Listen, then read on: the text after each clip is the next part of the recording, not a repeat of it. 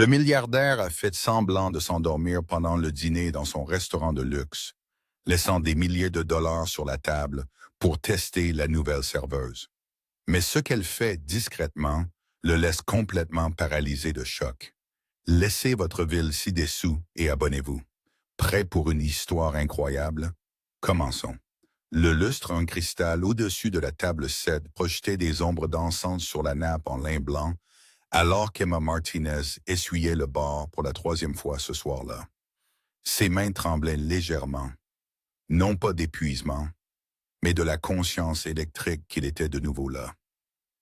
Alexander Pierce, le propriétaire de Pierce Industries et de cet impossible restaurant élégant, était assis seul à sa table de coin habituelle, son costume sombre valant probablement plus que son salaire annuel entier. Elle travaillait chez Luminescence depuis exactement 2 semaines. Et pendant ce temps, elle avait appris 3 choses sur Alexander Pierce. Premièrement, il venait à son propre restaurant tous les jeudis soirs à exactement 20 heures. Deuxièmement, il était toujours seul, observant tout avec ses yeux gris intenses qui semblaient cataloguer chaque détail, chaque erreur, chaque imperfection. Troisièmement, il ne souriait jamais. Emma ajusta son tablier noir et essaya de se concentrer sur le polissage des verres à vin, mais son regard revenait sans cesse vers lui. À 34 ans, Alexander Pierce était le plus jeune milliardaire de Manhattan. Selon les conversations chuchotées qu'elle avait surprises parmi le personnel, il avait hérité de l'empire de restaurants de son père à 25 ans et en avait triplé la valeur en 5 ans. Il possédait maintenant 30 des établissements de restauration les plus exclusifs du pays. « Arrête de le fixer », siffla Maria, la serveuse expérimentée qui avait pris Emma sous son aile. « Il remarque tout. » Emma ramena son attention sur le verre qu'elle tenait, les joues en feu. « Je ne le fixais pas. J'étais juste... » « Tout le monde le fixe au début, » l'interrompit Maria, sa voix s'adoucissant. « Mais crois-moi, tu ne veux pas son attention. Il a renvoyé 3 personnes le mois dernier pour des erreurs mineures. Il est brillant, mais il est glacial. » Comme pour prouver le point de Maria, Alexander leva un doigt sans lever les yeux de son téléphone, et immédiatement un serveur apparut à ses côtés. Emma observa l'interaction, notant comment les épaules du serveur se tendaient, comment l'expression d'Alexander restait complètement neutre alors qu'il donnait sa commande. Il n'y avait pas de « s'il vous plaît », pas de « merci », juste des instructions précises délivrées d'une voix qui attendait une obéissance absolue. La soirée continua à son rythme habituel. Emma servit des boissons, débarrassa les tables et essaya de mémoriser la carte des vins complexes qui semblait changer chaque semaine. Elle était bonne dans son travail. Elle le savait. Dans sa ville natale d'Austin, elle avait financé ses études au collège communautaire en servant dans un restaurant local. Mais Luminescence était différent. Tout ici fonctionnait avec un niveau de précision qui frôlait l'intimidation. À 21h30, le dîner d'Alexander arriva. Emma reconnut le plat, une portion à 45 $ de bar chilien poêlé avec risotto à la truffe. Elle observa depuis sa position au bar le serveur le placer devant lui avec une cérémonie précautionneuse. Alexander hocha la tête une fois, renvoyant le serveur, et commença à manger avec la même précision méthodique qu'il semblait appliquer à tout. Puis quelque chose d'étrange se produisit. La tête d'Alexander s'inclina légèrement vers l'avant, sa main se relâchant sur sa fourchette. Au début, Emma pensa qu'il regardait simplement son téléphone, mais ensuite ses yeux se fermèrent. Sa respiration s'approfondit, devint rythmique. En quelques instants, il était clair qu'Alexander Pierce s'était endormi à sa table. Le restaurant sembla retenir son souffle collectif. Emma vit Maria se figer à mi-chemin, vit les autres serveurs échanger des regards paniqués. Cela ne s'était jamais produit auparavant. Alexander Pierce ne s'endormait pas en public. Il semblait à peine assez humain pour avoir besoin de dormir du tout. « Quelqu'un devrait-il le réveiller ?» chuchota l'un des commis. « Tu es fou ?» rétorqua Maria. « S'il veut dormir, qui sommes-nous pour le déranger ?» Mais l'attention d'Emma s'était portée sur autre chose.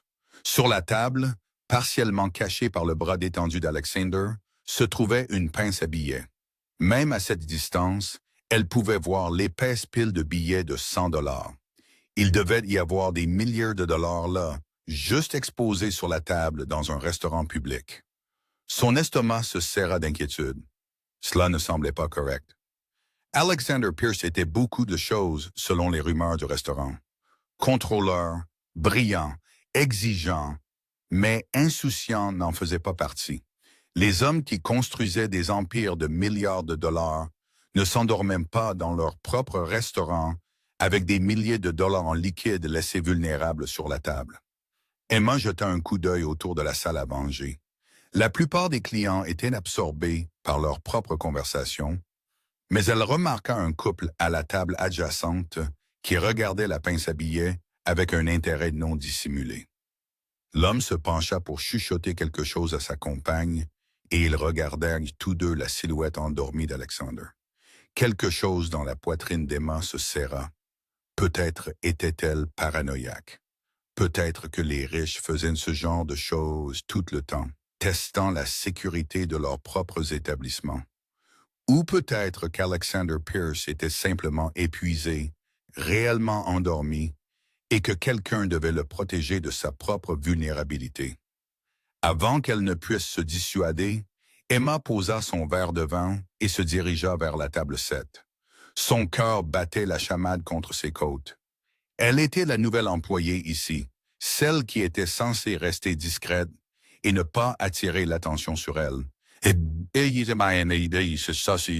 elle ne pouvait pas simplement rester les bras croisés à regarder. En s'approchant, elle remarqua plus de détails. Le visage d'Alexander, habituellement si sévère et contrôlé, paraissait plus jeune dans le sommeil. Les rides dures autour de sa bouche s'étaient adoucies, et il y avait quelque chose de presque enfantin dans la façon dont ses cheveux noirs tombaient sur son front. Sa respiration était profonde et régulière, et juste un instant, Emma ressentit une étrange piqûre de protection envers cet homme qui semblait porter le poids d'un empire sur ses épaules. Elle atteignit la table, et avec précaution, se déplaçant aussi silencieusement que possible, elle tendit la main vers la pince à billets. Ses doigts venaient juste de se refermer dessus quand une voix, froide et tranchante comme une lame, coupa l'air. « Qu'est-ce que vous croyez faire exactement? » Emma leva la tête brusquement. Les yeux d'Alexander étaient ouverts et ils étaient fixés sur elle avec une intensité qui lui coupa le souffle. Ses yeux gris n'étaient pas endormis ou confus. Ils étaient complètement alertes, complètement conscients et absolument furieux. « Je... » commença Emma, sa voix à peine un murmure. Elle tenait toujours la pince à billets, réalisa-t-elle avec horreur. Elle se tenait au-dessus de la table de son patron, tenant ce qui devait être au moins 5 000 dollars en espèces, et il venait de la prendre la main dans le sac.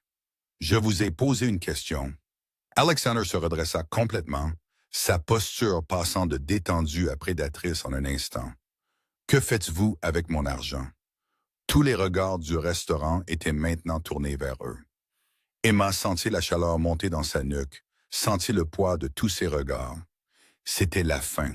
Elle allait être renvoyée, peut-être arrêtée. Sa grande aventure new-yorkaise allait se terminer par un échec spectaculaire. J'essayais de le garder en sécurité, parvint-elle à dire, sa voix plus forte maintenant, malgré son cœur qui battait la chamade. Elle reposa la pince à billets avec précaution sur la table, ses mains fermes, même si elle avait l'impression de pouvoir s'effondrer. Vous vous êtes endormi et il était juste là. Et j'ai vu d'autres personnes le regarder et j'ai pensé, « Vous avez pensé que vous alliez le voler? » La voix d'Alexander était mortellement calme. « Non. » Le mot sortit plus fort qu'Emma ne l'avait voulu. « J'allais le garder derrière le bar jusqu'à ce que vous vous réveilliez. Je ne le volais pas. Je ne le ferai jamais. Les gens disent beaucoup de choses. » Alexander se pencha en arrière sur sa chaise, l'étudiant avec ses yeux perçants. « Vous êtes nouvelle ici. Comment vous appelez-vous? »« Emma Martinez. »« Emma Martinez, » répéta-t-il comme pour tester comment cela sonnait. « Et depuis combien de temps travaillez-vous chez Luminescence? » 2 semaines. 2 semaines, fit-il écho. Et pendant ces 2 semaines, quelqu'un vous a-t-il expliqué que les serveurs ne touchent jamais les effets personnels des clients? Pour aucune raison. La mâchoire d'Emma se serra. Oui, elle avait techniquement tort, mais elle avait essayé d'aider, d'agir correctement, et maintenant il la traitait comme une criminelle. L'injustice de la situation alluma quelque chose de défiant dans sa poitrine. Quelqu'un vous a-t-il expliqué que s'endormir dans un restaurant public avec des milliers de dollars sur votre table est incroyablement imprudent? Rétorqua-t-elle avant de pouvoir se retenir. Le silence qui s'ensuivit fut assourdissant. Maria fit un petit bruit étranglé quelque part derrière le bar. Emma vit l'un des autres serveurs faire un pas en arrière, comme s'il s'attendait à une explosion. Mais Alexander Pierce n'explosa pas. Au lieu de cela, quelque chose scintilla dans ses yeux. Quelque chose qui aurait pu être de la surprise ou peut-être de l'amusement. C'était parti si vite qu'Emma ne put être sûre de l'avoir vu. « Vous êtes renvoyé, dit-il platement. Les mots frappèrent comme un coup physique. Emma savait que cela allait arriver, mais les entendre fit quand même tomber son estomac. « Monsieur Pierce, vous êtes renvoyé, » répéta-t-il en se levant. Maintenant, il était grand, réalisa-t-elle, au moins 1,408. Et la façon dont il la regardait la faisait se sentir incroyablement petite. « Prenez vos affaires et partez. Les RH vous enverront votre dernier chèque de paye. » Ce n'est pas juste. Les mains d'Emma se serrèrent un embonpoint le long de ses flancs. « J'essayais de vous aider. Je n'ai pas besoin de votre aide, mademoiselle Martinez. J'ai besoin d'employés qui suivent le protocole et respectent les limites. » Vous non plus. Il ramassa la pince à billets et la glissa dans sa poche avec une lenteur délibérée. « Maintenant, s'il vous plaît, partez avant que j'appelle la sécurité. » Emma voulait discuter davantage, voulait le faire comprendre, mais la finalité froide de son expression l'arrêta. Elle avait déjà vu ce regard à Austin, dans les yeux de personnes qui avaient déjà pris leur décision et ne voyaient aucune raison de revenir dessus. Alexander Pierce n'allait pas l'écouter, et continuer à se battre ne ferait qu'aggraver cette humiliation. « Bien, » dit-elle doucement. Elle détacha son tablier avec des doigts tremblants et le posa sur la chaise la plus proche. « J'espère que vous ne serez jamais dans une situation où quelqu'un essaiera de vous aider et où vous serez trop têtu pour le voir. » Elle se dirigea vers la salle du personnel, la tête haute, refusant de lui laisser voir à quel point elle était proche des larmes. Derrière elle, elle entendit le restaurant reprendre lentement son rythme normal, les conversations reprenant à voix basse. Maria lui attrapa le bras alors qu'elle passait. « Emma, je suis tellement désolée. »« Ça va, » mentit Emma, se dégageant doucement de la prise de Maria. « Ça ira. » Mais alors qu'elle ramassait son sac à main et sa veste dans son casier, Emma n'était pas sûre que ce fût vrai. Elle était venue à New York avec tant d'espoir, tant de détermination à construire une meilleure vie. Elle avait économisé pendant 2 ans pour pouvoir déménager, avait fait des doubles équipes pour accumuler suffisamment de coussins pour prendre le risque. Et maintenant, 2 semaines plus tard, elle était au chômage parce qu'elle avait essayé d'agir correctement. Emma passa la porte du personnel et entra dans la froide nuit de novembre, serrant sa fine veste plus étroitement autour d'elle. La station de métro était à 3 pâtés de maison et elle avait exactement 42 $ dans son portefeuille pour tenir jusqu'à ce qu'elle puisse trouver un autre emploi. La réalité de sa situation commença à s'installer, lourde et suffocante. Elle avait parcouru un demi-pâté de maison quand elle entendit des pas derrière elle. Tout le corps d'Emma se tendit, sa main se dirigeant automatiquement vers le gaz poivré dans son sac à main. Mais quand elle se retourna, ce n'était pas un agresseur qu'elle trouva. C'était Alexander Pierce. Il avait mis un manteau noir d'apparence coûteuse et marchait vers elle avec la même démarche déterminée qu'elle avait observée dans le restaurant. Le cœur d'Emma recommença à battre la chamade, cette fois avec de la confusion plutôt que de la peur. « Monsieur Pierce, » dit-elle incertaine. Il s'arrêta à quelques mètres, les mains dans les poches de son manteau, son expression illisible sous la lumière du réverbère. Vous avez oublié votre argent de pourboire de plus tôt dans la soirée. C'est la politique du restaurant que vous le receviez, même si votre emploi est terminé. Il tendit une enveloppe. Emma la regarda, puis le regarda lui, cherchant sur son visage un indice sur ce qui se passait réellement. Cela n'avait aucun sens. Il venait de la renvoyer. Pourquoi la suivrait-il dehors pour lui remettre de l'argent de pourboire qui s'élevait probablement à moins de 50 $? Je ne comprends pas, dit-elle lentement. Ce n'est pas compliqué, mademoiselle Martinez. C'est votre argent. Prenez-le. Emma tendit la main et prit l'enveloppe, ses doigts s'effleurant les siens pendant une fraction de seconde. Même à travers sa confusion, elle remarqua à quel point sa main était chaude, à quel point elle était ferme. Elle ouvrit l'enveloppe et son souffle se coupa. Il devait y avoir au moins 500 $ à l'intérieur. « Ce n'est pas juste, dit-elle immédiatement, essayant de la rendre. Mes pourboires ce soir étaient peut-être de 40 $. Je peux le considérer comme une indemnité de départ alors, interrompit Alexander.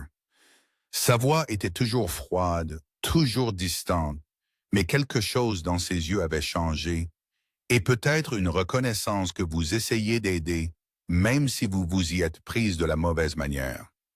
Emma regarda l'argent, puis le regarda lui. « Pourquoi m'avez-vous vraiment renvoyé? » La question sembla le surprendre. « Je vous ai dit pourquoi. » « Non, vous m'avez donné une raison. Ce n'est pas la même chose. » La prise d'Emma se resserra sur l'enveloppe. « Vous avez tout manigancé, n'est-ce pas? Vous n'étiez pas vraiment endormi. Vous avez délibérément laissé cet argent-là, me testant, nous testant tous. » L'expression d'Alexander ne changea pas, mais Emma vit le léger resserrement autour de ses yeux qui lui dit qu'elle avait raison. « Pourquoi? » insista-t-elle. « Pourquoi tester vos propres employés de cette façon? » Pendant un long moment, il ne dit rien. Puis il détourna le regard, son regard se posant sur les lumières lointaines de la skyline de Manhattan. « Parce que la confiance doit être gagnée. Parce que j'ai appris que les gens montrent leur vraie nature quand ils pensent que personne ne les regarde. Parce que, d'après mon expérience, mademoiselle Martinez, la plupart des gens échouent à ces tests. »« Mais je n'ai pas échoué, » dit Emma doucement. « J'ai essayé de protéger votre propriété. Ce n'est pas un échec. »« Non, » acquiesça Alexander, ses yeux revenant sur son visage. « Vous n'avez pas échoué, mais vous n'avez pas non plus suivi le protocole. Dans mes restaurants, le protocole compte plus que l'intégrité. Le protocole est l'intégrité. C'est la structure qui fait que tout fonctionne sans heurts. Sans elle, c'est le chaos. » Emma secoua lentement la tête. « C'est la chose la plus froide que j'ai jamais entendue. Les gens ne sont pas des machines, Monsieur Pierce. Parfois, la bonne chose à faire n'est pas dans le protocole. » Quelque chose scintilla à nouveau sur le visage d'Alexander. Cette même brève fissure dans son calme glacial. « Peut-être, mais la structure est ce que je peux contrôler. Les cœurs des gens, leurs intentions, ce sont des variables que je ne peux pas prendre en compte. » Il y avait quelque chose dans la façon dont il le disait qui fit fléchir la colère d'Emma. Elle le regarda vraiment, et vit au-delà du costume coûteux et du comportement froid, quelque chose d'autre. La solitude peut-être, ou le genre de lassitude qui vient de porter trop de responsabilités pendant trop longtemps. « Cela ressemble à une façon de vivre très solitaire, » dit-elle doucement. La mâchoire d'Alexander se serra. « Je devrais retourner au restaurant. J'espère que vous trouverez un emploi qui vous convient mieux, mademoiselle Martinez. » Il se tourna pour partir, et Emma savait qu'elle devait simplement le laisser partir. Elle devait prendre l'argent, trouver un autre emploi, et oublier Alexander Pierce et son restaurant glacial. Mais quelque chose la poussa à l'appeler. « Monsieur Pierce. » Il marqua une pause, regardant par-dessus son épaule. « Merci pour l'argent. Vous n'aviez pas à faire ça. » Pour la première fois depuis qu'elle l'avait rencontré, l'expression d'Alexander Pierce s'adoucit légèrement. Ce n'était pas tout à fait un sourire, mais c'était quelque chose d'approchant. « Oui, je devais. Que vous le croyiez ou non, j'apprécie ce que vous avez essayé de faire ce soir. Je souhaite juste que vous l'ayez fait différemment. » Puis il était parti, retournant vers luminescence, les mains dans les poches et les épaules droites face à la nuit. Emma resta là un long moment, serrant l'enveloppe et essayant de comprendre ce qui venait de se passer. Puis elle secoua la tête et commença à marcher vers le métro. Quelle que soit cette étrange rencontre, elle était terminée maintenant. Elle ne reverrait probablement jamais Alexander Pierce. Elle était loin de se douter à quel point cette hypothèse était fausse. 3 jours plus tard, Emma était de retour à battre le pavé, son CV soigneusement élaboré à la main et sa confiance ne tenant qu'à un fil. Elle avait postulé à 14 restaurants, 3 cafés et 2 hôtels.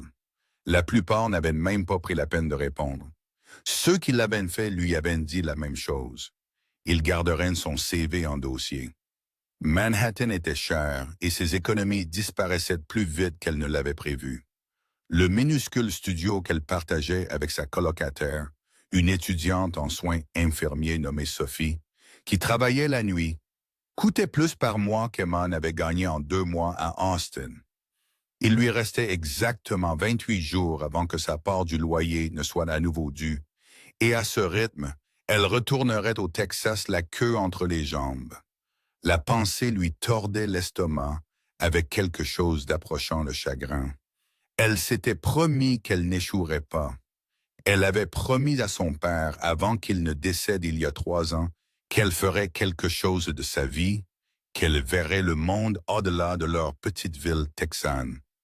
Venir à New York avait été sa façon de tenir cette promesse.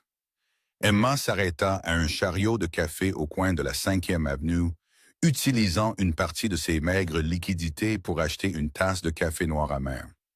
Le vent de novembre coupait à travers sa veste et elle enveloppa ses 2 mains autour de la tasse en papier, cherchant de la chaleur. Elle était sur le point de se rendre à son prochain entretien d'embauche lorsque son téléphone vibra. Numéro inconnu. Emma hésita puis répondit. « Allô? Mademoiselle Martinez. » La voix était nette, professionnelle et distinctement inconnue. « C'est Jennifer Walsh des ressources humaines de Pierce Industries. Avez-vous un moment? » Le cœur d'Emma commença à battre la chamade. Pierce Industries, la compagnie d'Alexander. « Oui, j'ai un moment. »« Excellent. Monsieur Pierce a demandé une réunion avec vous cet après-midi à 16 heures. Seriez-vous disponible? » Emma faillit laisser tomber son café. « Une réunion à propos de quoi? » Monsieur Pierce n'a pas précisé les détails. Il a simplement demandé que j'organise la réunion. Puis-je confirmer votre présence? Une douzaine de questions se bousculèrent dans l'esprit d'Emma. Pourquoi Alexander voudrait-il la rencontrer? Allait-il l'accuser de quelque chose? Lui demander de rendre l'argent de l'indemnité de départ? Ou peut-être, une petite voix pleine d'espoir chuchota. Peut-être allait-il lui offrir de retrouver son emploi. Mademoiselle Martinez? Jennifer relança. Oui, s'entendit dire Emma. Je serai là. Magnifique. L'adresse est 432 Park Avenue, 57e étage. La sécurité vous attendra. La ligne se coupa. Emma resta là sur le coin de rue, son café oublié, essayant de digérer ce qui venait de se passer. Après 3 jours de silence, Alexander Pierce voulait la voir. La question était pourquoi.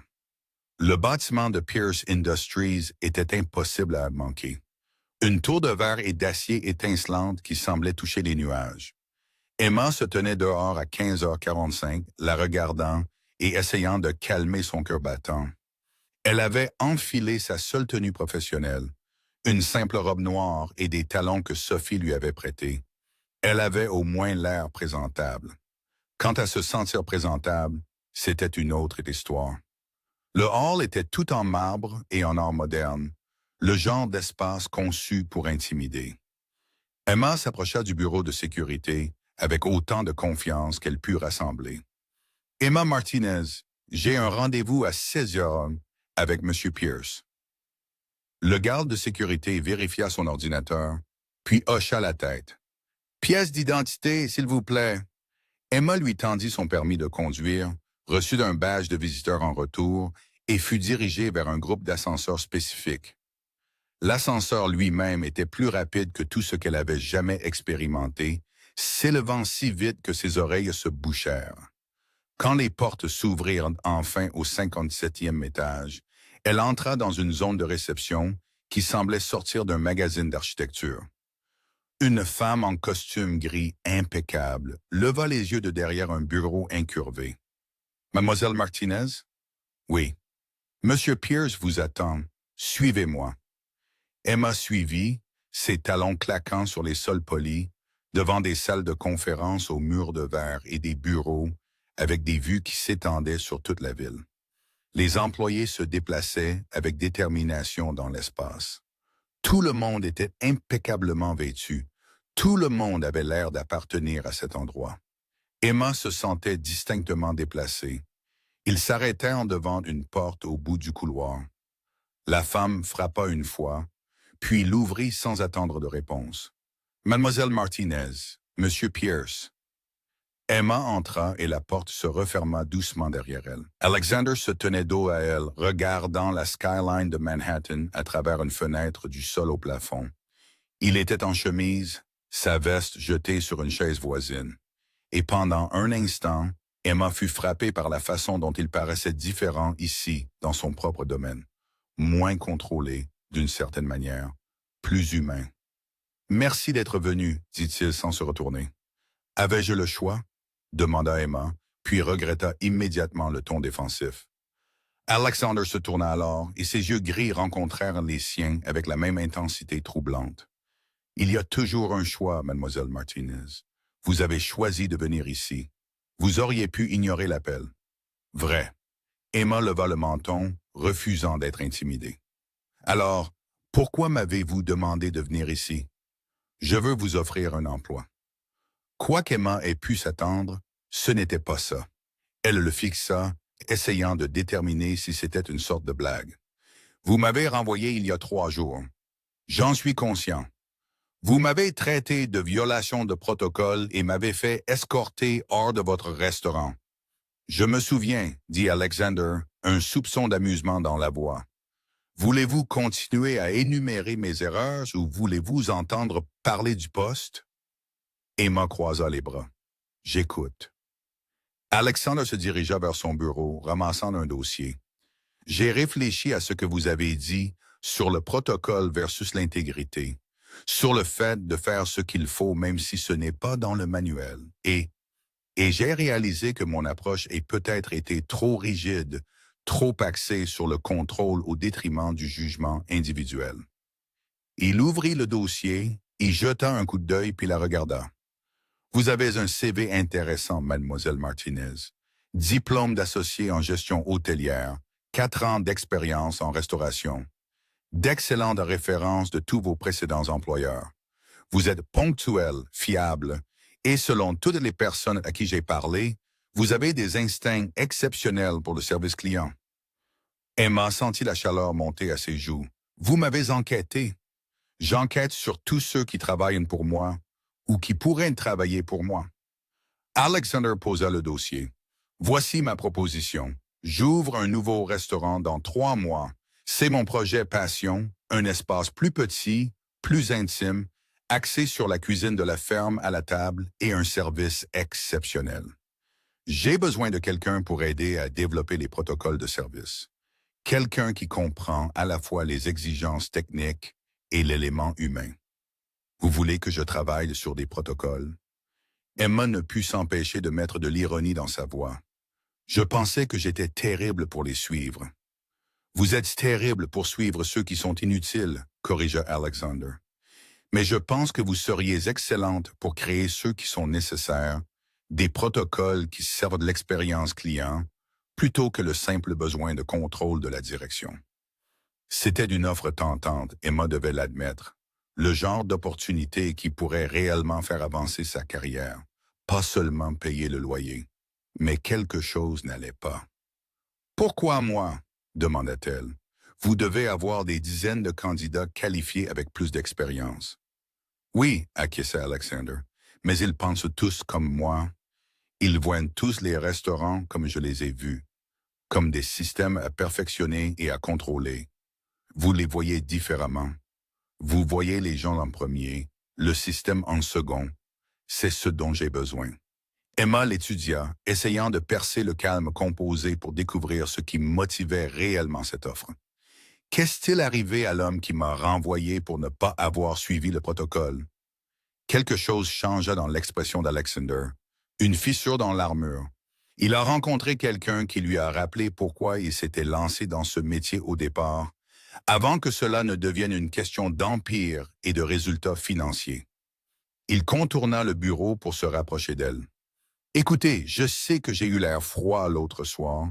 Je sais que j'ai été injuste, mais je construis des murs pour une raison, mademoiselle Martinez. D'après mon expérience, dès que vous laissez les gens s'approcher trop près, ils trouvent des moyens de vous décevoir. C'est une vision du monde assez cynique. C'est une vision réaliste. La voix d'Alexander était calme maintenant, presque fatiguée. Mon père a bâti cette entreprise à partir de rien. Il a fait confiance aux mauvaises personnes et conclu des accords avec les mauvais partenaires, et cela a failli tout détruire. Quand j'ai pris la relève, je me suis promis de ne jamais faire ces erreurs.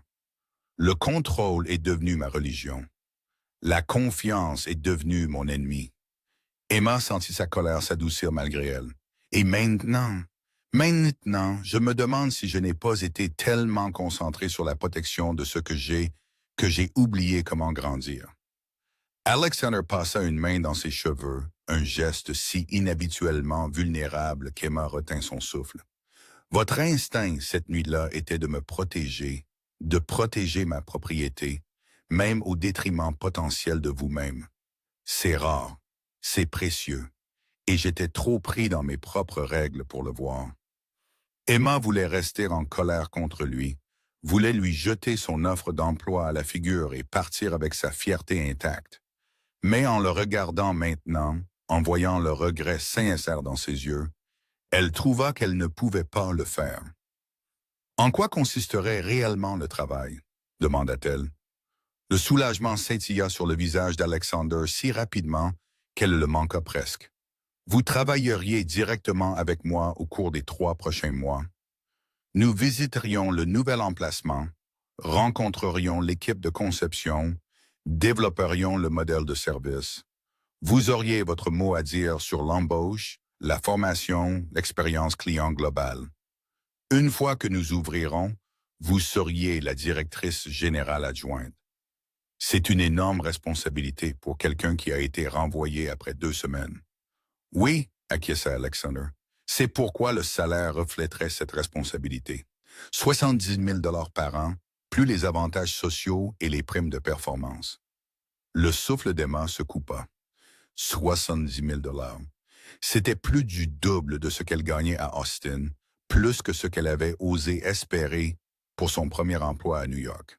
C'est généreux, parvint-elle à dire. C'est juste, corrigea Alexander, et c'est ce que le poste mérite, ce que vous méritez si vous êtes prête à prendre le risque. Emma le regarda vraiment, essayant de se décider. C'était exactement le genre d'opportunité qu'elle était venue chercher à New York.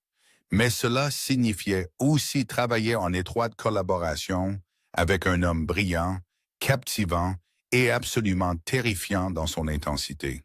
« J'aurais besoin d'une condition », s'entendit-elle dire. Alexander leva un sourcil. « C'est l'honnêteté. Si nous allons travailler ensemble, j'ai besoin que vous soyez direct avec moi. Plus de tests, plus de jeux, juste une communication directe. » Pendant un long moment, Alexander ne dit rien. Puis lentement, il hocha la tête. « C'est chute. Je peux faire ça.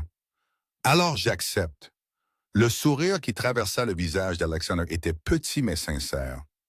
Le premier vrai sourire qu'Emma avait vu de sa part. Il transforma tout son visage, le rendant plus jeune et considérablement moins intimidant. « Excellent.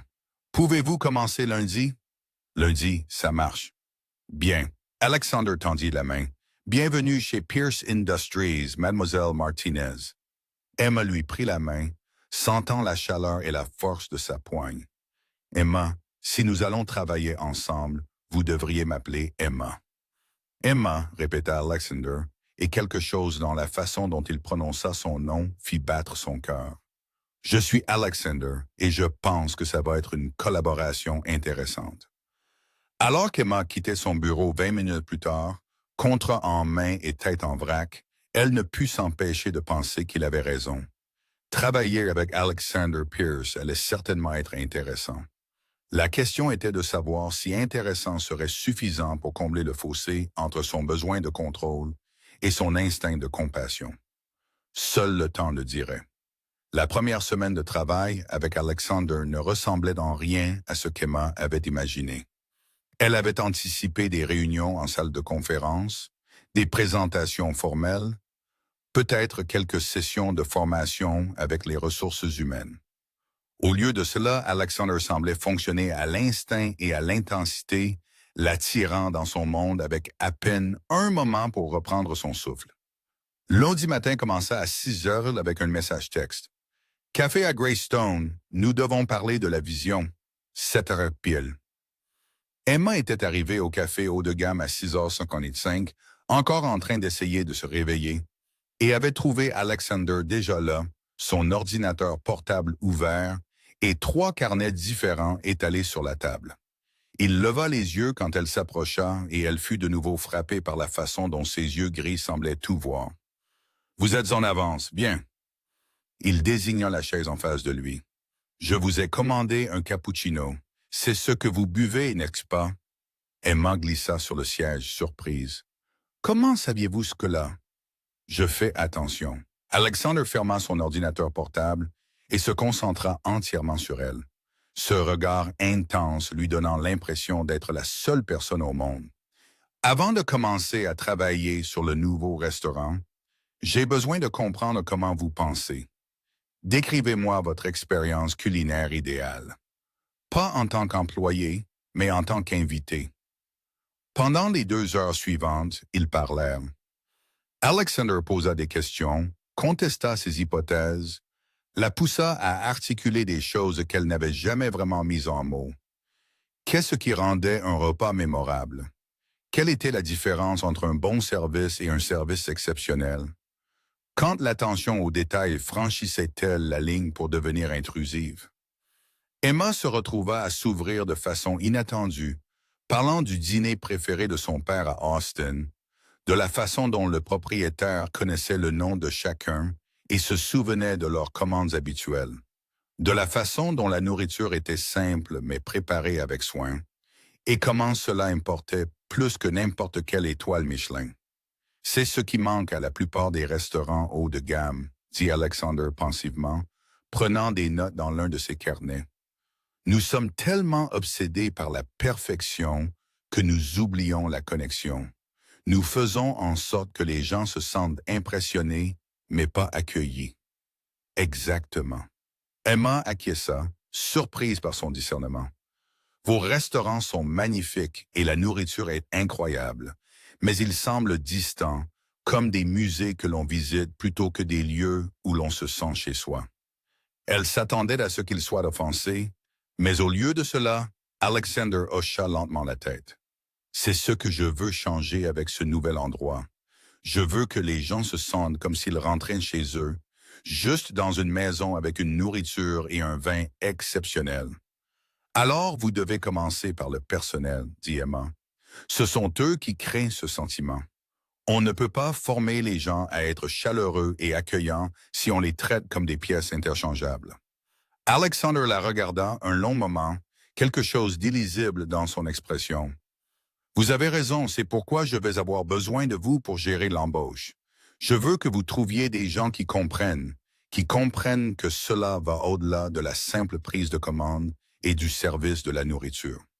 C'est beaucoup de confiance à accorder à quelqu'un que vous avez renvoyé il y a 2 semaines. » « Oui, » acquiesça Alexander. « C'est vrai, mais je commence à apprendre que la confiance est un risque qui vaut la peine d'être pris, du moins avec les bonnes personnes. » Le reste de la semaine suivit un schéma similaire. Réunions matinales dans des cafés ou des restaurants pour le petit déjeuner, après-midi passé à visiter le nouvel emplacement du restaurant à Brooklyn, ou à rencontrer des designers et des architectes, soirée à examiner les budgets et les propositions de menus. Alexander travaillait à un rythme épuisant mais exaltant, et Emma se retrouvait à relever le défi. Ils étaient en désaccord sur presque tout au début. Emma voulait un éclairage plus chaleureux. Alexander insistait sur les luminaires modernes et épurés. Elle poussait pour des sièges confortables. Il voulait un minimalisme élégant. Mais progressivement, ils trouvèrent un rythme, une façon de se défier mutuellement qui mena à des solutions qu'aucun d'eux n'avait envisagées seul. Et si nous utilisions des ampoules LED de couleur chaude dans les luminaires modernes, suggéra Alexander, lors d'un débat particulièrement houleux. Nous gardons l'esthétique épurée mais adoucissons l'atmosphère et ajoutons des coussins aux chaises minimalistes, contre-attaqua Emma. Design moderne, expérience confortable. Le rare sourire d'Alexander apparut. Vous voyez, nous apprenons à faire des compromis. Mais ce n'était pas seulement le travail qui était intense. Il y avait autre chose qui se construisait entre eux. Une tension qu'Emma ne pouvait pas tout à fait nommer. Elle surprenait Alexander à la regarder parfois, son expression sans défense, et quelque chose dans sa poitrine se serrait.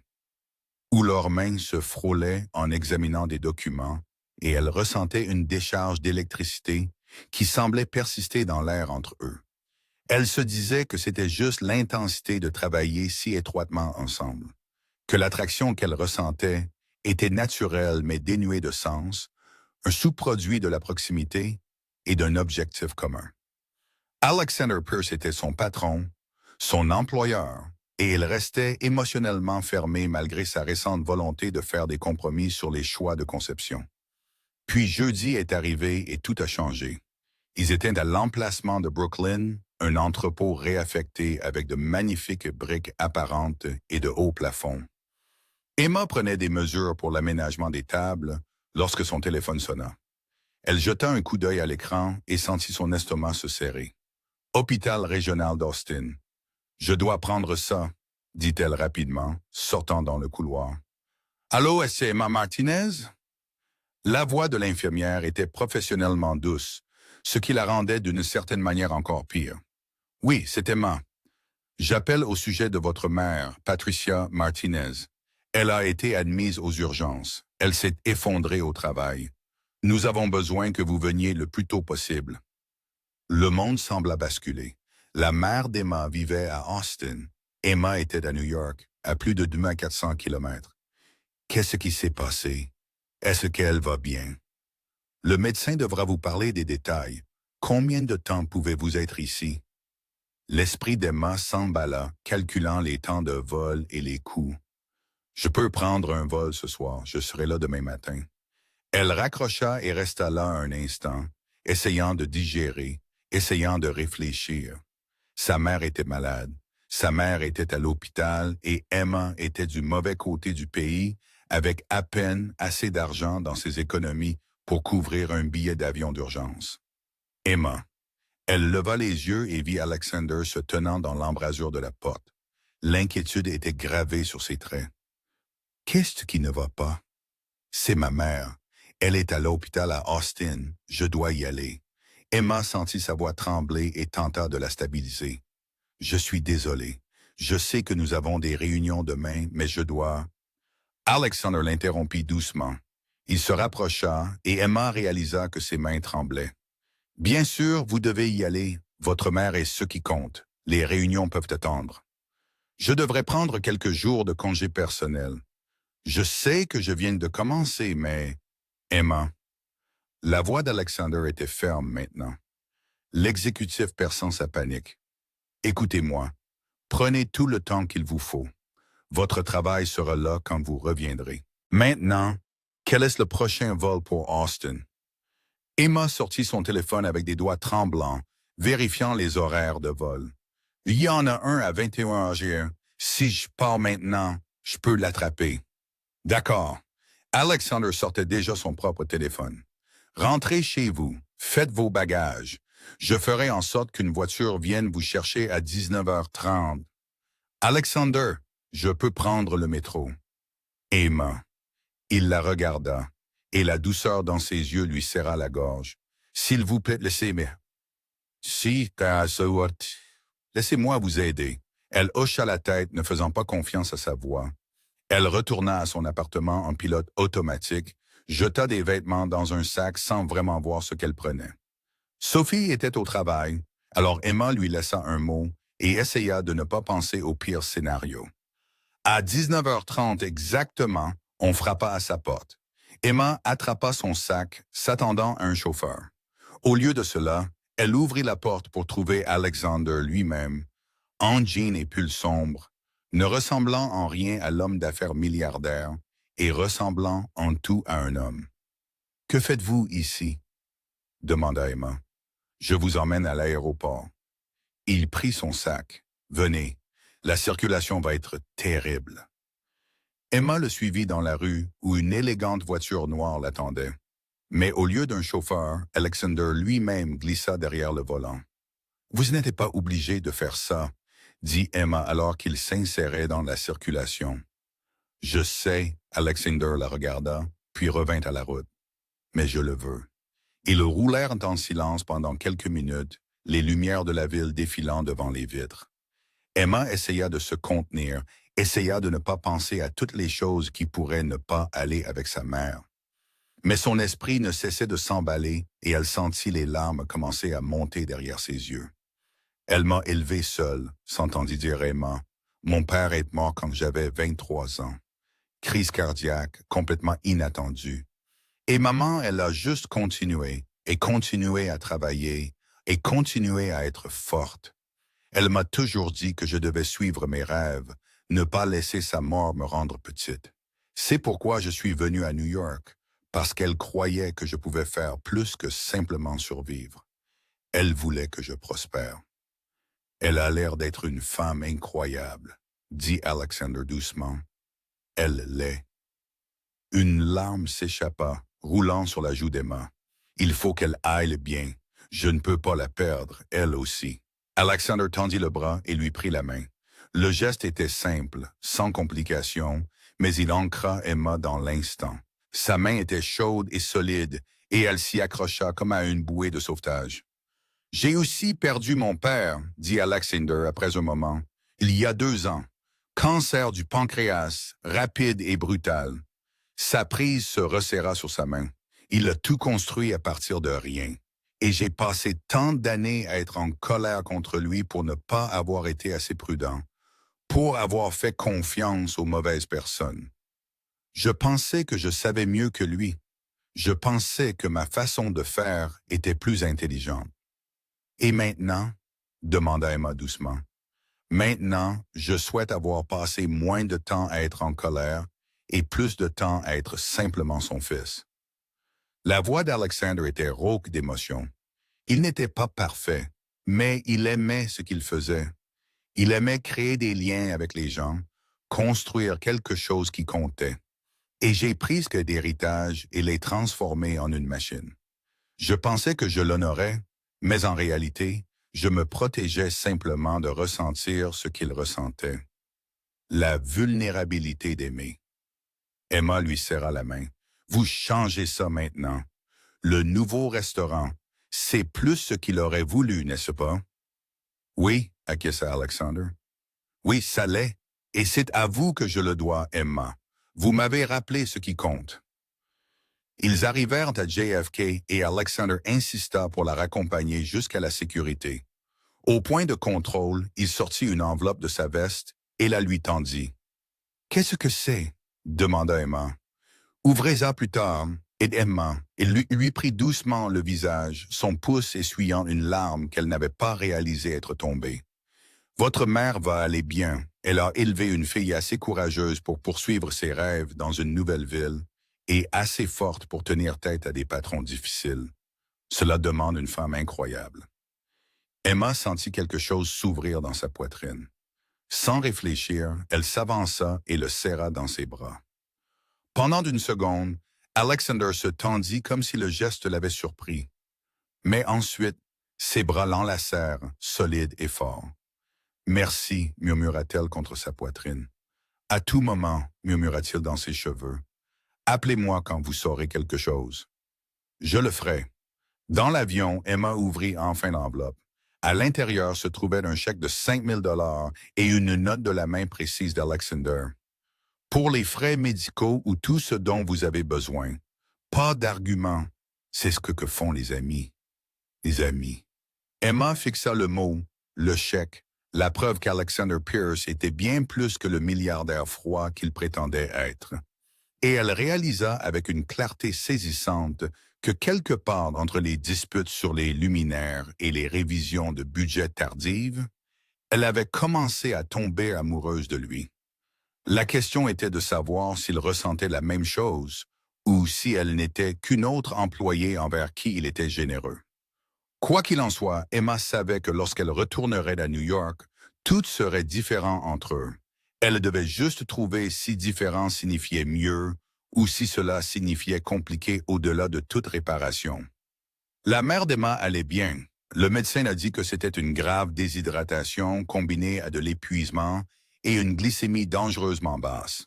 Patricia Montanez avait fait des doubles équipes à l'école primaire où elle était gérante de cafétéria, essayant d'économiser pour ce qu'elle appelait son fonds de retraite. Mais ce qu'Emma soupçonnait était en fait un fonds pour aider sa fille à réussir à New York.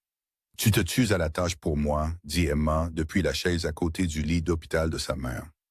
C'était samedi matin, 48 heures après son arrivée à Austin, et le soulagement de savoir que sa mère se rétablirait avait laissé place à la culpabilité. « Ne sois pas dramatique, Miha », dit Patricia, bien que son sourire soit faible. Elle paraissait plus petite dans le lit d'hôpital, plus âgée que ses 58 ans. J'ai juste oublié de déjeuner et de prendre mon petit déjeuner et peut-être le dîner la veille. Maman, je vais bien maintenant. Les médecins vont me laisser sortir demain et tu dois retourner à New York pour ton travail chic. Patricia serra la main d'Emma. Dis-moi en plus sur cet Alexander Pierce. Tu l'as mentionné au moins 15 fois depuis que tu es arrivé ici. Emma sentit la chaleur monter à ses joues. C'est mon patron. Je t'ai parlé du projet de restaurant. Tu m'as parlé du projet. Tu ne m'as pas dit que tes yeux s'illuminent quand tu dis son nom. Non, il ne s'illumine pas. Emma Maria Martinez, je t'ai élevé. Je connais ce regard. Les yeux de Patricia, si semblables à ceux d'Emma, étaient perçants malgré son épuisement. Tu tiens à lui. Emma pensa à le nier, mais sa mère avait toujours été capable de voir à travers ses mensonges. Je pense que je suis en train de tomber amoureuse de lui, maman, ce qui est stupide parce que c'est mon patron et c'est un milliardaire et nous venons de mondes complètement différents. Ton père était mécanicien et j'étais assistante d'enseignant quand nous nous sommes rencontrés, dit Patricia doucement. Les mondes différents n'ont pas d'importance quand deux personnes s'accordent.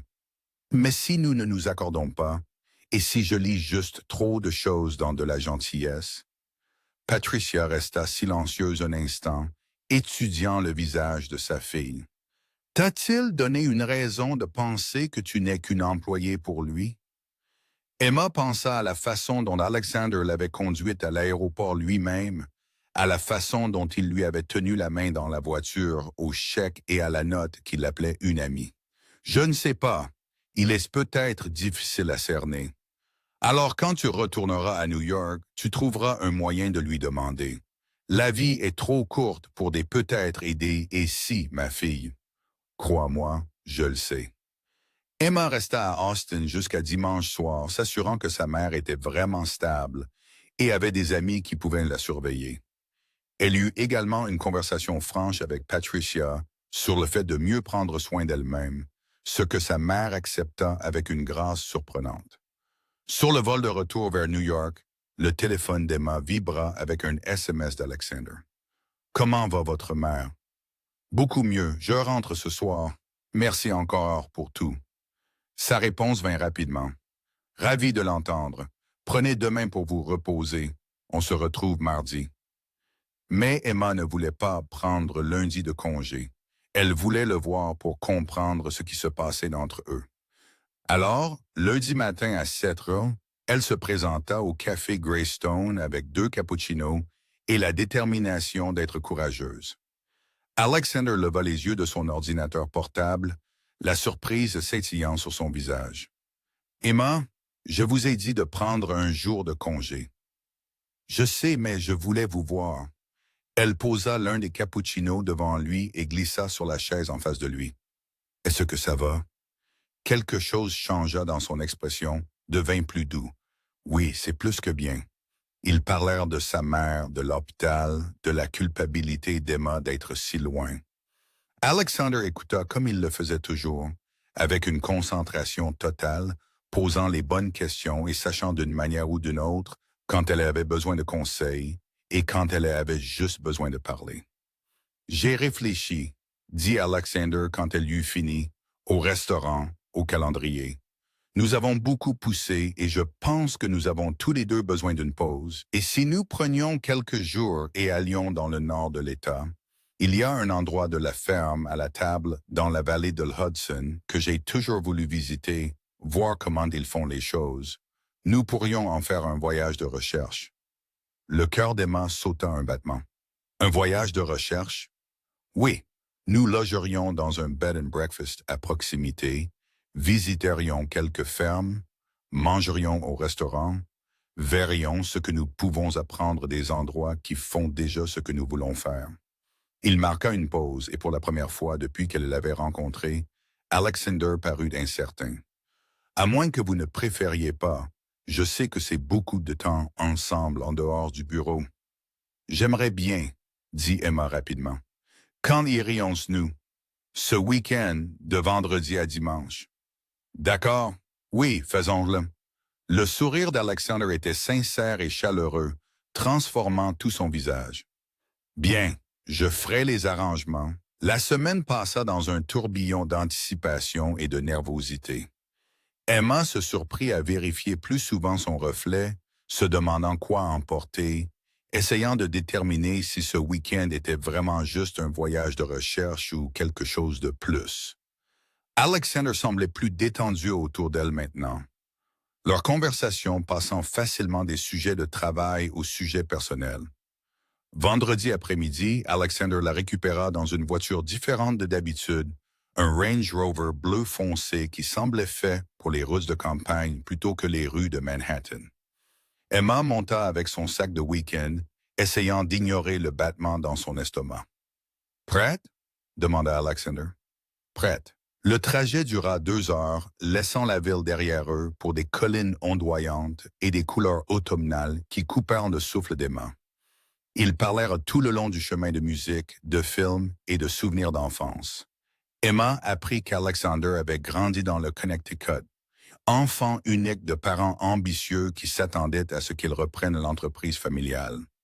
Il s'était exécuté, mais quelque part en chemin, le devoir avait remplacé la passion. « C'est ce que je veux que le nouveau restaurant soit », dit-il alors qu'il traversait un tronçon particulièrement beau d'érables rouges et dorés.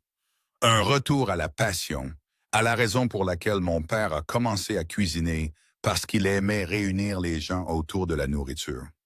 Je pense qu'il serait fier de ce que vous construisez, dit Emma doucement. Alexander la regarda, ses yeux gris chaleureux. J'espère bien. Le gîte était une ferme rénovée avec de larges porches et des vues sur les montagnes.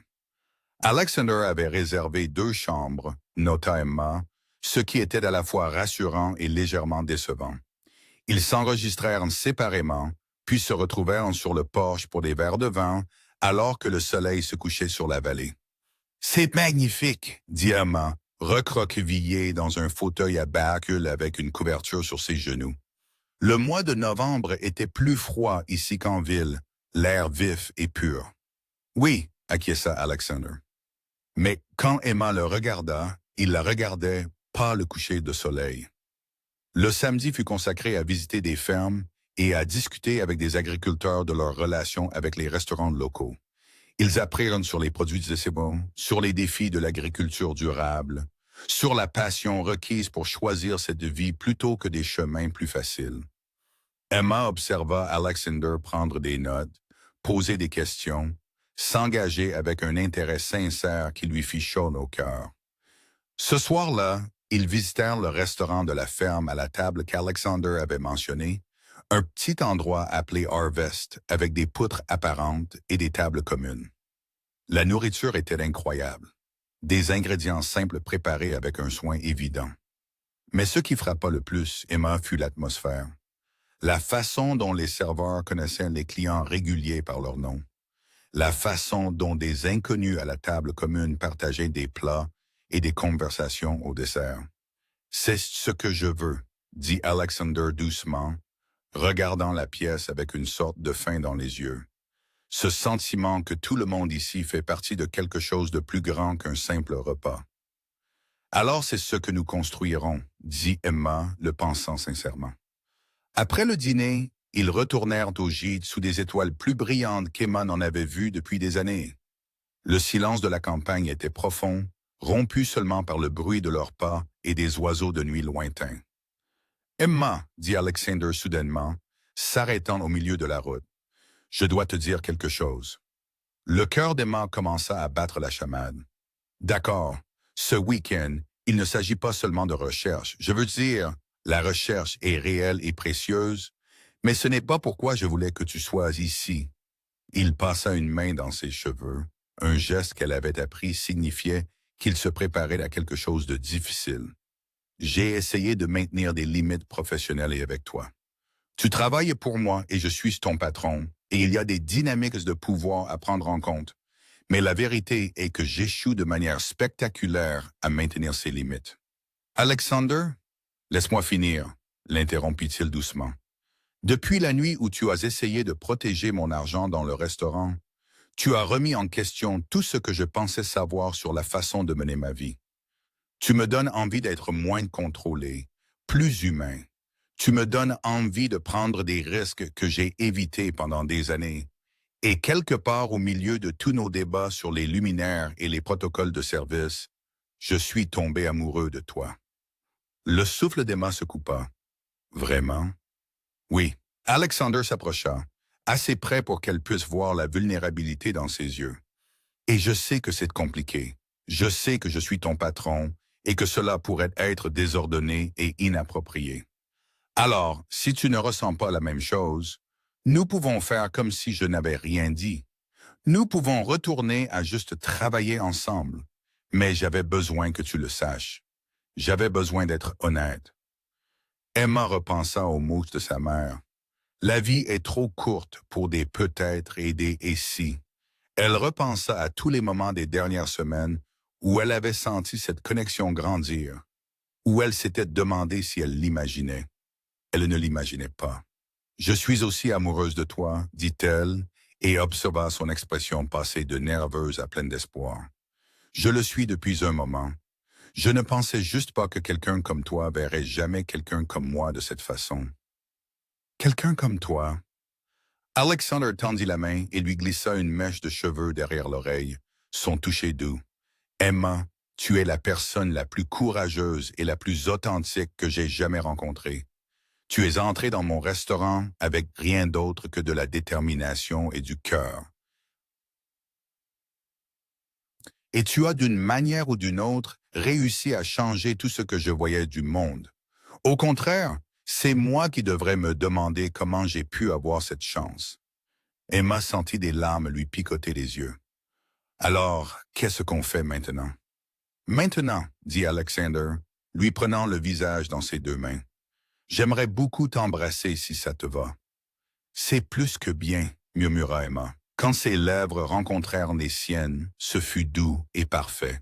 Les mains d'Emma trouvèrent le chemin de sa poitrine, sentant son cœur battre aussi vite que le sien. Le baiser s'intensifia, devint plus urgent, et Emma sentit que tout dans sa vie l'avait menée à ce moment, à cet homme, à ce sentiment de enfin rentrer chez elle. Quand ils se séparèrent enfin, Alexander posa son front contre le sien. « Je veux bien faire les choses, Emma. Je veux t'inviter à des rendez-vous, te préparer le dîner et te montrer toutes les parties de moi que j'ai cachées. Mais j'ai aussi besoin que tu saches que je ne suis pas bon à ça. Les relations, la vulnérabilité, tout ça, je vais faire des erreurs. »« Moi aussi, dit Emma, souriant à travers ses larmes. Mais peut-être pouvons-nous faire des erreurs ensemble et nous débrouiller au fur et à mesure. J'aime ce plan. » Alexander l'embrassa à nouveau, plus doucement cette fois. Reste avec moi cette nuit, juste pour dormir, ajouta-t-il rapidement. Je veux juste te tenir.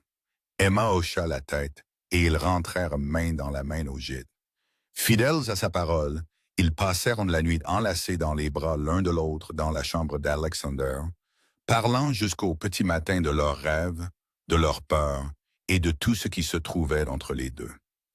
Emma s'endormit la tête sur sa poitrine, écoutant son cœur battre, se sentant plus en sécurité qu'elle ne l'avait été depuis des années. Le dimanche matin apporta un petit déjeuner sur le porche, des conversations paresseuses et des baisers volés qui faisaient souffrir le cœur d'Emma. Le trajet de retour vers New York parut trop court, tous deux réticents à retourner à la réalité et à toutes ses complications. « Que dit-on aux gens au travail ?» demanda Emma alors qu'ils entraient dans le trafic urbain. « La vérité, dit Alexander, lui prenant la main, que nous sommes ensemble, que je suis fou de toi, et que quiconque a un problème avec ça peut venir m'en parler directement. » Emma rit, très PDG de votre part. J'ai mes moments. Il porta sa main à ses lèvres, embrassant ses jointures. Mais sérieusement, Emma, je veux que cela fonctionne. Quoi qu'il faille, quels que soient les ajustements que nous devons faire, je veux nous. Moi aussi, dit Emma, et elle le pensait de tout son être. Elle était loin de se douter que dans une semaine, cet engagement serait mis à l'épreuve de façon qu'aucun d'eux n'attendait. Les problèmes ont commencé avec un coup de téléphone mercredi matin. Emma était à l'emplacement de Brooklyn, finalisant l'aménagement des tables avec l'équipe de conception, quand Alexander a appelé. La tension dans sa voix était immédiate et inquiétante. « Emma, j'ai besoin que vous veniez au bureau maintenant. »« Qu'est-ce qui ne va pas? »« Venez, s'il vous plaît. » Le trajet de Brooklyn à Manhattan parut interminable. L'esprit d'Emma s'emballa, envisageant des possibilités, chacune pire que la précédente. Au moment où elle arriva chez Pierce Industries, son estomac était noué. L'assistante d'Alexander avait l'air sombre en dirigeant Emma directement vers son bureau. À l'intérieur, Alexander se tenait près de la fenêtre, sa posture rigide d'une colère à peine contenue. Une femme qu'Emma ne reconnaissait pas était assise sur l'une des chaises, parfaitement calme dans un coûteux tailleur gris. « Emma, voici Victoria Chen, » dit Alexander par la voix tendue. « C'est un membre du conseil d'administration de Pierce Industries. Victoria, voici Emma Martinez. » Le sourire de Victoria était aiguisé et froid. La petite amie, comme c'est commode que vous soyez là. Les défenses d'Emma se mirent immédiatement en place. « Je suis désolé. » « De quoi s'agit-il? »« Il s'agit d'un conflit d'intérêts, » dit Victoria en douceur. Alexander a informé le conseil qu'il était dans une relation amoureuse avec une employée. Une employée qui, par coïncidence, s'est vue attribuer un poste important et un salaire généreux, malgré une expérience minimale. « Ce n'est pas juste, » commença Emma, mais Alexander leva la main. « J'ai expliqué le calendrier, » dit-il, ne regardant toujours pas Emma, que j'ai embauché Emma pour ses compétences et sa perspicacité et que notre relation s'est développée après.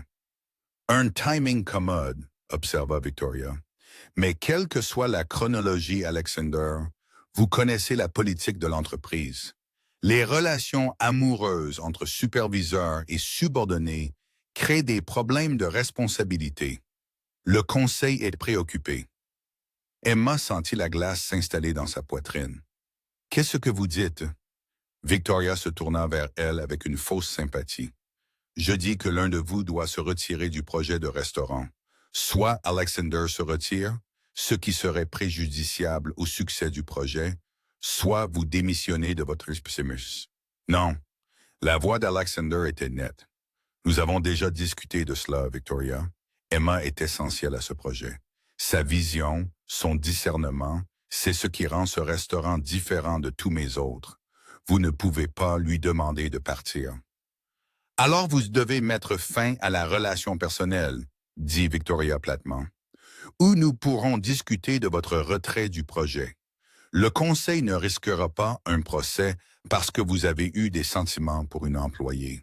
Emma regarda la mâchoire d'Alexander se serrer, regarda les murs qu'elle avait tant travaillé à abattre commencer à se reconstruire. C'était ce dont il avait toujours eu peur.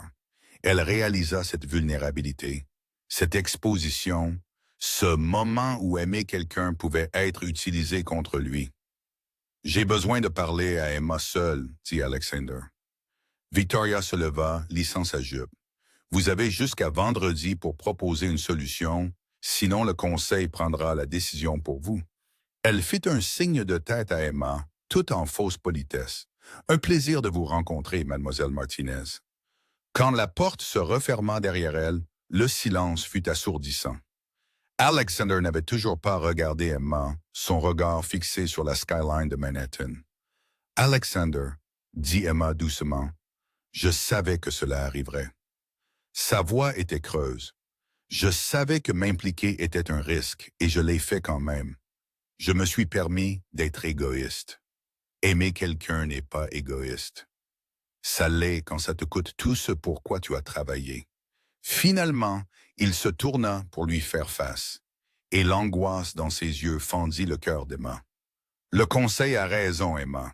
C'est un conflit d'intérêts. Si nous continuons cette relation, cela nous met tous les deux dans une position impossible. Alors, qu'est-ce que vous dites? » La voix d'Emma était à peine un murmure. « Je dis que peut-être nous sommes allés trop vite. Peut-être aurions-nous dû être plus prudents, plus professionnels. » Alexander passa ses mains dans ses cheveux et Emma reconnut maintenant le geste pour ce qu'il était. Sa tentative de reprendre le contrôle quand tout semblait chaotique. « Je ne peux pas perdre ce projet. C'est ma chance d'honorer l'héritage de mon père, de construire quelque chose qui compte. Mais je ne peux pas non plus vous demander d'abandonner votre poste. » « Vous ne demandez pas, » dit Emma, la gorge serrée. « J'offre, Alexander. Le restaurant était votre rêve d'abord. Je peux me retirer. Je peux trouver un autre emploi. » Non, le mot était ferme. Vous méritez cette opportunité. Vous avez travaillé pour elle, vous l'avez méritée. Je ne vous laisserai pas sacrifier votre carrière pour moi. Alors que faisons-nous? Emma sentit les larmes monter, mais refusa de les laisser couler. Parce qu'il semble que vous dites que nous devons choisir entre le restaurant et nous. Le silence d'Alexander fut une réponse suffisante. Emma sentit quelque chose se briser dans sa poitrine. « Je vois. Donc, quand vous avez dit que vous vouliez que cela fonctionne coûte que coûte, vous vouliez dire tant que c'était pratique, tant que ça ne vous coûtait rien d'important. Ce n'est pas juste, Emma. N'est-ce pas? » Sa voix monta, la colère se mêlant à la douleur. Dès que les choses deviennent difficiles, dès que vous devez réellement risquer quelque chose, vous vous réfugiez derrière vos murs.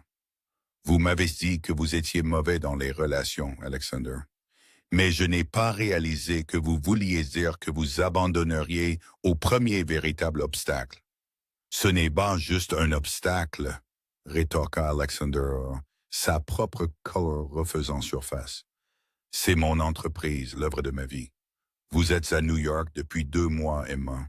Vous ne comprenez pas ce qui est en jeu ici.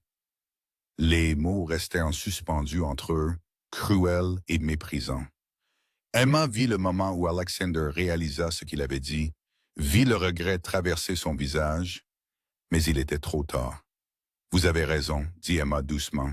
« Je ne comprends pas votre monde. Je ne suis qu'une fille du Texas qui a été assez stupide pour penser qu'elle avait sa place ici, qu'elle avait sa place avec vous. » « Emma, je n'ai pas voulu. » « Si, vous l'avez voulu. » Emma attrapa son sac, ayant besoin de sortir avant de s'effondrer complètement. « Vous avez voulu dire chaque mot, et peut-être avez-vous raison. Peut-être que j'étais naïve de penser que nous pourrions faire fonctionner cela. Peut-être que j'aurais dû rester à ma place. Ne partez pas comme ça. Parlez-en. Il n'y a rien à dire. » Emma s'arrêta à la porte, se forçant à le regarder une dernière fois. L'homme dont elle était tombée amoureuse.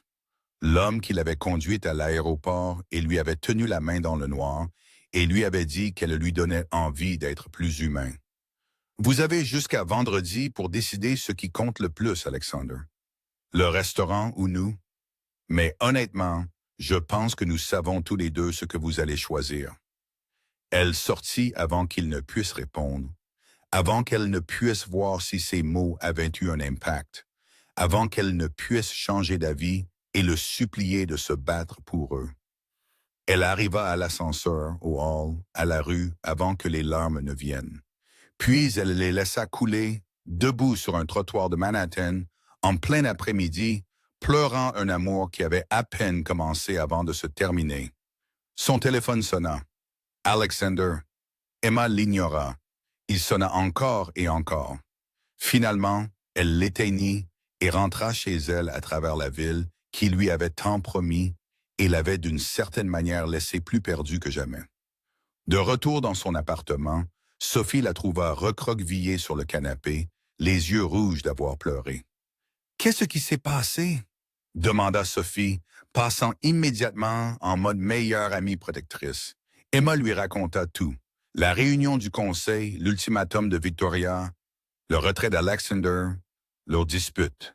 À la fin, Sophie était furieuse pour le compte d'Emma. « C'est un idiot, » déclara Sophie. « Tu ne traites pas quelqu'un que tu aimes comme ça. Tu ne lui fais pas sentir qu'il ne vaut pas la peine de se battre pour lui. »« Peut-être que je ne le suis pas, » dit Emma misérablement. « Peut-être que je n'étais qu'un projet pour lui comme le restaurant. Quelque chose d'intéressant sur quoi se concentrer un moment avant de passer à la chose suivante. »« Arrête ça, tu sais que ce n'est pas vrai. J'ai vu la façon dont il te regardait quand il est venu te chercher vendredi. Cet homme est amoureux de toi. » Alors pourquoi a-t-il abandonné si facilement? Sophie soupira, s'asseyant à côté d'Emma. Parce qu'il a peur, et parce que les hommes, surtout les hommes puissants, sont des idiots quand ils ont peur. Mais cela ne veut pas dire que tu devrais abandonner l'idée de lui. Il a d'abord abandonné l'idée de moi. Vraiment? Ou a-t-il paniqué et dit des choses stupides parce qu'il ne sait pas comment gérer le fait de se sentir vulnérable? Sophie serra la main d'Emma. « Écoute, je ne dis pas que ce qu'il a fait était acceptable, mais peut-être qu'avant de le rayer complètement, tu devrais lui donner une chance de comprendre ce qu'il veut vraiment. » Emma voulait argumenter, mais l'épuisement s'installait. Je lui ai dit qu'il avait jusqu'à vendredi. S'il n'a pas compris d'ici là, c'est fini. Jeudi fut une torture. Emma se déclara malade pour éviter de voir Alexander. Elle passa la journée à envoyer des CV et à essayer de ne pas consulter son téléphone toutes les 5 minutes. Alexander l'appela 3 fois, envoya une douzaine de SMS. Emma ne lut aucun d'eux. Vendredi matin arriva avec un ciel gris et lourd qui correspondait à l'humeur d'Emma. Elle s'habilla soigneusement, professionnellement, se préparant à la décision qu'Alexander avait prise. S'il choisissait le restaurant, elle démissionnerait avec dignité. Si par miracle il la choisissait, ils régleraient le reste ensemble. Son téléphone vibra avec un SMS d'un numéro inconnu. « Venez à Luminescence ce soir, 19h, s'il vous plaît. » Luminescence, le restaurant où tout avait commencé. Le cœur d'Emma se serra, mais elle répondit par un seul mot. « D'accord. » Elle arriva à 18h55, surprise de trouver le restaurant dans le noir. Une seule table était éclairée, la même table de coin où Alexander avait fait semblant de s'endormir et avait commencé tout ce désordre compliqué. Et assis à cette table, l'air plus nerveux qu'elle ne l'avait jamais vu, se tenait d'Alexander. Il se leva quand il la vit. « Vous êtes venu. Vous me l'avez demandé. » Emma resta près de la porte, maintenant une distance. « Qu'est-ce que c'est, Alexander? »« C'est moi qui fais un choix. » Il désigna la table. « Voulez-vous vous asseoir, s'il vous plaît? » Lentement, Emma traversa la pièce jusqu'à la table et s'assit. Elle remarqua maintenant des détails qu'elle n'avait pas vus auparavant. La table était dressée avec une élégance simple, pas la précision formelle habituelle. Il y avait des fleurs sauvages au centre, celles qu'ils avaient vues dans les fermes du nord de l'État, et sur son assiette se trouvait une enveloppe. « Ouvrez-la, » dit Alexander doucement. Avec des doigts tremblants, Emma ouvrit l'enveloppe et en sortit une lettre officielle sur papier à en-tête de Pierce Industries. En lisant, son souffle se coupa. C'était la démission d'Alexander du projet de restaurant. Qu'est-ce que c'est? Murmura-t-elle. C'est moi qui vous choisis, dit Alexander. J'ai passé les 2 derniers jours à parler au conseil, à restructurer la direction du projet. Emma, vous êtes promue directrice générale. Vous superviserez toute l'ouverture, gérerez toutes les embauches et opérations. Le projet est à vous. Mais c'est votre rêve, l'héritage de votre père. L'héritage de mon père, c'est de réunir les gens, de créer des liens. Et la connexion la plus importante que j'ai jamais faite est avec vous. Alexander tendit la main à travers la table et lui prit la main. J'ai passé toute ma vie d'adulte à me protéger, à construire des murs, à choisir la sécurité plutôt que le risque. Et puis vous êtes entré dans mon restaurant et vous avez tout remis en question. Vous m'avez donné envie d'être courageux. Les larmes coulaient sur le visage d'Emma. Maintenant, Alexander, laissez-moi finir, s'il vous plaît. Il lui serra la main. J'ai eu tort, Emma, tort de me retirer, tort de vous faire sentir que vous ne valiez pas la peine de vous battre pour vous, tort de penser que ma compagnie, ma réputation, tout cela importait plus que vous, parce que ce n'est pas le cas. Vous êtes ce qui compte. Vous êtes ce qui rend tout le reste utile. Mais le conseil, Victoria, peuvent aller au diable, dit Alexander fermement. Je suis toujours PDG de Pierce Industries. J'ai toujours le contrôle sur mes autres restaurants. Mais ce projet, ce rêve, il est à vous maintenant. Et je serai là si vous voulez de moi. Pas en tant que votre patron, mais en tant que votre partenaire dans tous les sens du terme. Emma ne pouvait pas parler à travers ses larmes. Alexander se leva et fit le tour de la table, s'agenouillant à côté de sa chaise. « Je t'aime, Emma Martinez. Je pense que j'ai commencé à tomber amoureux de toi au moment où tu as essayé de voler mon argent pour le garder en sécurité. Tu es courageuse, gentille et authentique, et tu me donnes envie d'être meilleur que je ne le suis. Alors, je te demande, veux-tu me donner une autre chance? Me laisseras-tu te prouver que je peux être l'homme que tu mérites? » Vous êtes déjà cet homme, parvint Emma à dire à travers ses larmes. Vous l'avez toujours été, Alexander. Vous aviez juste besoin de le voir vous-même. Il lui prit le visage dans ses mains, ses pouces essuyant ses larmes. Est-ce un oui? Oui, 1000 fois oui. Quand il l'embrassa, c'était comme rentrer à la maison et commencer une aventure tout à la fois. Les bras d'Emma s'enroulèrent autour de son cou. Elle versa tout ce qu'elle ressentait dans ce baiser. Pardon et espoir et amour et promesse. Quand ils se séparèrent enfin, Alexander posa son front contre le sien. « J'ai autre chose pour vous. » Il sortit une petite boîte en velours de sa poche et le cœur d'Emma s'arrêta. Mais quand il l'ouvrit, ce n'était pas une bague. C'était une clé. « C'est pour le restaurant, expliqua-t-il. Votre restaurant maintenant, et j'ai pensé que peut-être, si vous vouliez, ça pourrait aussi être notre maison. Il y a un appartement à l'étage supérieur. Il a besoin de travaux, mais nous pourrions l'aménager ensemble. Construire quelque chose qui soit à nous. » Emma regarda la clé. Alexander, l'avenir qui s'ouvrait devant eux. J'aimerais ça. J'aimerais beaucoup ça. Ils passèrent le reste de la soirée à cette table, parlant de projets, de rêves et de possibilités.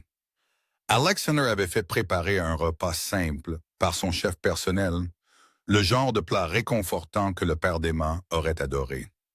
Ils parlèrent du restaurant, de la vision d'Emma pour celui-ci, de la façon dont Alexander pourrait la soutenir sans interférer. Ils parlèrent de sa mère, de la faire venir à New York pour l'ouverture. Ils parlèrent de leur avenir prudemment, mais avec espoir. Alors que minuit approchait, Alexander raccompagna Emma dehors. L'air de novembre était froid, mais Emma ne le sentait pas. Réchauffée par l'espoir, l'amour et la promesse. « Je voulais dire ce que j'ai dit, » lui dit Alexander en la serrant fort. « Je t'aime, Emma, et je passerai chaque jour à te le prouver. »« Je t'aime aussi, » dit Emma, qu'elle savait avec une certitude absolue qu'elle le pensait. Elle était venue à New York avec des rêves de construire une meilleure vie. Elle n'avait jamais imaginé qu'elle trouverait bien plus, un but, une passion et un amour qui valaient chaque risque. 3 mois plus tard, Emma se tenait au milieu de Harvest Brooklyn, le soir de l'ouverture, et sentait qu'elle allait éclater de fierté. L'éclairage chaleureux brillait sur les briques apparentes. Des chaises confortables entouraient des tables élégantes et la cuisine ouverte scintillait de promesses. Sa mère se tenait à ses côtés, l'air plus saine maintenant, des larmes brillant dans ses yeux. « Ton père serait si fier, Miha. »« Je n'aurais pas pu le faire sans Alexander, » dit Emma, le repérant de l'autre côté de la pièce. Il leva les yeux et sourit. Ce sourire chaleureux et sincère qui n'était que pour elle. L'ouverture fut parfaite. Critiques, habitants et amis remplissaient l'espace. Maria de Luminescence vint avec d'autres serveurs devenus les amis d'Emma. Sophie amena la moitié de sa classe d'infirmières. Le restaurant bourdonnait exactement de l'énergie qu'Emma avait envisagée. Connexion, chaleur et sentiment d'appartenance. À 21, Alexander trouva Emma dans le couloir arrière. « Comment vous sentez-vous » demanda-t-il en la tirant dans ses bras. « Parfaitement » dit Emma, posant sa tête contre sa poitrine. Emma, Alexander lui souleva le visage pour rencontrer ses yeux. « Je dois vous demander quelque chose. » Il sortit une petite boîte en velours de sa poche et l'ouvrit, révélant une magnifique bague en diamant. « Il y a 3 mois, je vous ai donné une clé et j'ai dit que je voulais construire quelque chose avec vous. J'ai passé chaque jour depuis à tomber davantage amoureux de vous. Vous êtes ma meilleure amie, ma partenaire, l'amour de ma vie. Voulez-vous m'épouser? » Emma n'hésita pas. « Oui, absolument, oui. » Quand ils sortirent du couloir main dans la main, la bague de fiançailles d'Emma scintillant à la lumière, toute la salle à manger éclata en applaudissements. Debout là, entourés de gens qu'ils aimaient dans le restaurant qu'ils avaient construit ensemble, Emma se sentait complète. Elle était venue à New York à la poursuite d'un rêve. Elle avait trouvé une carrière qui la comblait, une communauté qui la soutenait et un amour qui la transformait. Alexander la serra contre lui, murmurant, prête pour la prochaine aventure. « Future Madame Pierce. » Emma regarda cet homme qui avait commencé comme un étranger intimidant et était devenu son tout. « Avec vous, toujours. » Alors que la célébration continuait autour d'eux, Emma repensa à cette nuit où elle avait tendu la main vers une pince à billets, essayant de protéger un étranger endormi. Un si petit moment, un geste si simple, mais il avait tout changé. Parfois, la chose la plus courageuse que l'on puisse faire est de tendre la main quand on voit quelqu'un dans le besoin. Parfois, prendre ce risque ouvre des portes dont on ignorait l'existence. Emma avait pris ce risque et cela lui avait donné une vie au-delà de ses rêves les plus fous.